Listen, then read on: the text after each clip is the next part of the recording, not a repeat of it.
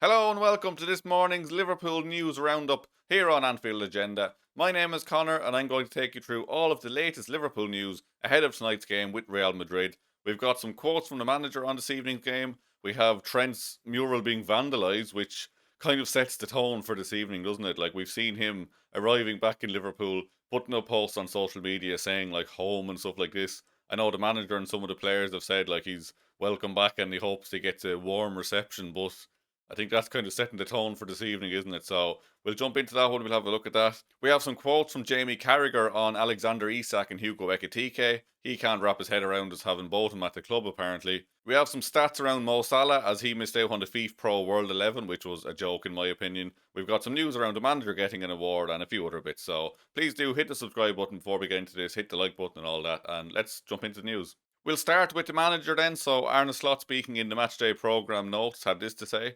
He said, I would like to welcome Xabi Alonso, his players and staff, and the directors of Real Madrid to Anfield for this fixture. There is a great deal of respect between our two clubs, so hopefully this will continue after our latest encounter, even though everyone involved knows how keenly it will be contested. Obviously, I do not know which team Xabi will select, but the likelihood is that Trent Alexander-Arnold will be in the squad after his injury. At Liverpool, we know better than most how much quality Trent has, and on a personal level, I will always appreciate Trent's contribution to our title winning team last season because he was a big part of what we achieved. It will be good to see him again, even though it will be strange seeing him in white rather than red. And yeah, it is going to be very weird seeing him. Like, if he does play, like a lot of reports and just chatter around the Madrid side have said that Fede Valverde will be starting a right back as Trent is still coming back from injury. I think a game like this anyway, he probably wouldn't have started just purely based on the hostile environment he's going into. But then again, that could be even worse if he gets subbed on because every bit of attention then is on him in that direct moment as he comes on. So I'm expecting it to be hostile. I'm not expecting a warm welcome for him.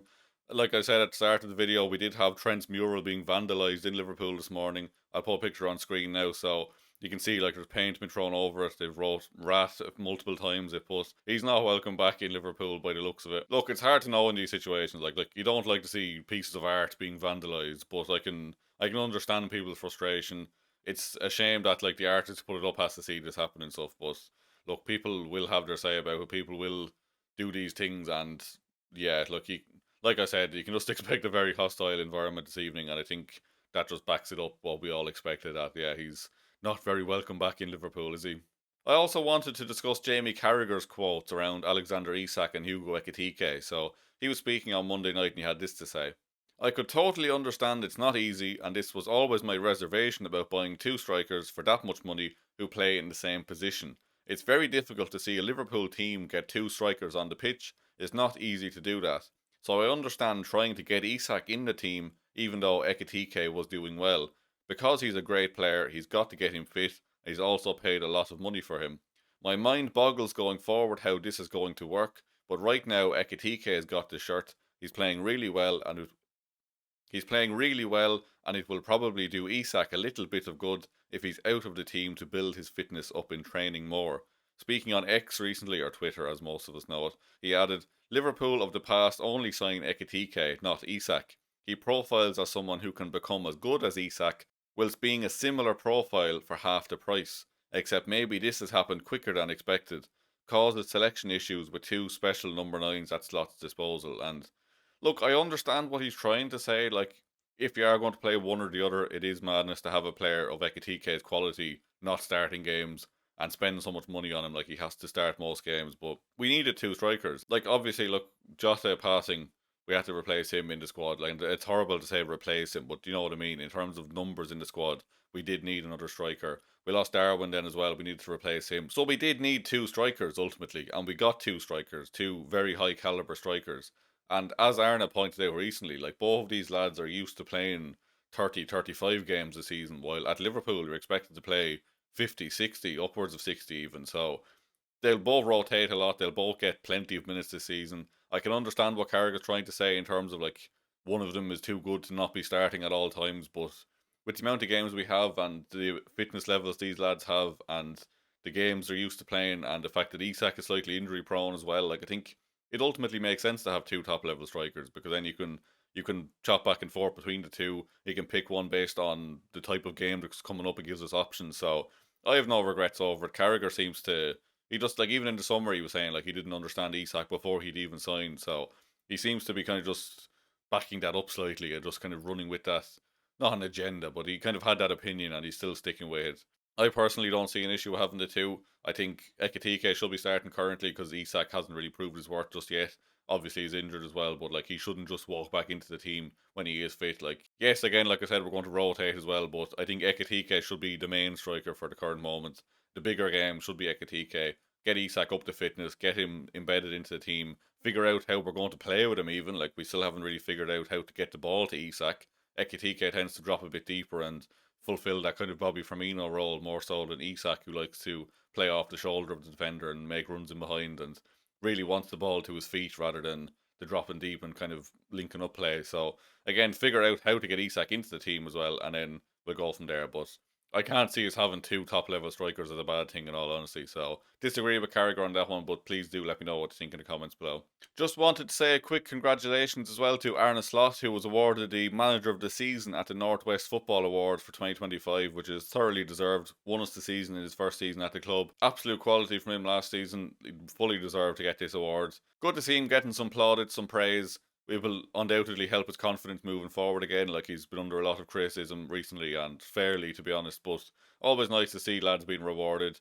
I always like seeing the players as well getting individual awards, which brings us on to the fact that Mo Salah was left out of the FIFA Pro World 11, which is, it just makes no sense. Like the Cole Palmer got in ahead of him. Like, and Salah won the Premier League last season. He won the Golden Boot. He won the Best Playmaker award, and he had 57 goal contributions in 53 games last season, and he wasn't selected in that World 11. Like, what does the man have to do? Like, he's deserved a Ballon d'Or for probably at least one, if not two or three different seasons over the last couple of years, and he'd always get snubbed. Like, the fact he's never even in these conversations, like people say like, oh, best player in the world, they'll jump instantly to Mbappe, Haaland, whoever, and obviously they should be up there as well. But Mohamed Salah never really gets his flowers. So yeah, again, missing out on the World 11 there is just, it's just a joke. Like, he should have been in there. He should have been, ultimately he should have been winning the Ballon d'Or in my opinion as well, or at least up in the top two or three. I can't remember where he finished, but he was ridiculously low for how good he was last season. So put some respect on Mo Salah's name is all I'm saying, really, because he's just top level and he never gets the credit he deserves. Speaking of top level players at Liverpool, we have a stat around Virgil van Dijk. This is via Squawka, who said only 3 players have contested 40 plus duels in the Premier League this season and won 70% or more of them. So in third place was Nordi Mukiele, which was 51 out of 71. Malik Thiaw had 34 out of 46, which gives him 73.91%. And Virgil van Dijk has won 61 out of 79 duels, giving him a success rate of 77.22. Van Dijk is just, he's next level, isn't he? Like, people saying he's not at his best this year as well, like in some games, but like, the stats are there. Like, he's still the best. Like, even when he's not at his best, he's still the best defender in the league. Still one of the best defenders in the world as well. So again, put some respect on Van Dijk's name as well. Even when he's not at his best, he's absolutely fantastic. So yeah, I just wanted to highlight that one this morning because what a stat. Like, that is crazy. Like, it's 77% of his duels won, and the next best is 73.9, followed by 71.8. And he's contested a huge amount more than the others as well. So yeah, put some respect on Van Dijk's name. What a player. Just wanted to finish up this morning's video then with a shout out to Fabinho. So, left us a couple of years ago, obviously, but he has been called up to Brazil's squad for the first time in 3 years. So, congratulations to him on that one. It's fantastic to see like former Reds just doing well still as well. And it's like, I haven't seen much of him since he left, in fairness. Like, he's playing in the Saudi League now, so I can't profess to have watched a second of the Saudi League. But so yeah, good news on that one for Fabinho. Good to see like the former Reds who didn't stab us in the back doing well. So yeah, I'm going to leave that video here anyway. So Craig will be live at 6:45 tonight for the Real Madrid watch along. We'll have our usual match content. We'll have our match reaction, our player ratings, and all that stuff afterwards. So please do join us at 6:45 p.m. That's all from me for now anyway, and I'll see you very soon. Thank you very much for watching.